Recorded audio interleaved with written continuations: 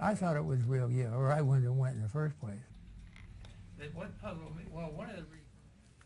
A Green Valley man narrowly avoids a scam that could have turned him into an unwitting international drug smuggler and possibly cost him his freedom.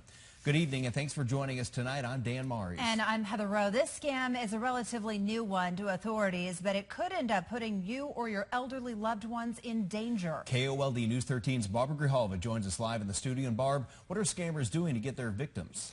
Well, Dan and Heather, it is a troubling emerging scam, and U.S. Immigration and Customs Enforcement, known as ICE, is so concerned it has notified the U.S. Senate, which held a committee hearing today. American citizens, many of them elderly, are losing their money to scams, and now they're losing their liberty when they answer emails promising trips abroad, and they unwittingly become drug mules for smugglers. Over the last 6 years, I probably sent about $150,000. That's $150,000. This is Green Valley resident Daniel Seibert testifying by video before the U.S. Senate Special Committee on Aging. Though Seibert lost a fortune to scammers, he was lucky. ICE stopped him at the airport in Atlanta before he unwittingly became a drug smuggler. Others have not been so fortunate, getting caught with drugs and likely spending the rest of their lives in foreign prisons. The son of one elderly victim told the committee his father thought he was helping an online friend until he arrived in Spain with a package of what he thought were books. He is stopped by security who see the books during extra exam of his carry-on. To my dad's horror, they find cocaine. We talked with Daniel Seibert at his Green Valley home. Criminals, likely overseas, had given him a free trip, even sent him a free plane ticket. He said, you have to stop in UK and get a package and bring it to Japan. He said, thank you, package. I said, okay. The package likely would have contained narcotics. ICE says once someone is victimized, criminals share that information with other criminals. Seibert says he gets hundreds of scam emails a day. Arizona Senator Jeff Flake is a member of the committee.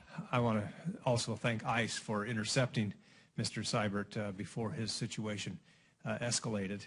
And I hope that the spotlight that's being put by the committee on this subject will help in stopping others from being victimized. We spoke with the senator immediately following today's hearing about operations with other countries to stop the scammers. He wants the Department of Justice to be more engaged in this. But DOJ, I think, needs to be brought around, particularly on the prosecution. It's tough. You've got to find people to prosecute them. That's difficult. But when we do, they've got to be prosecuted and hard.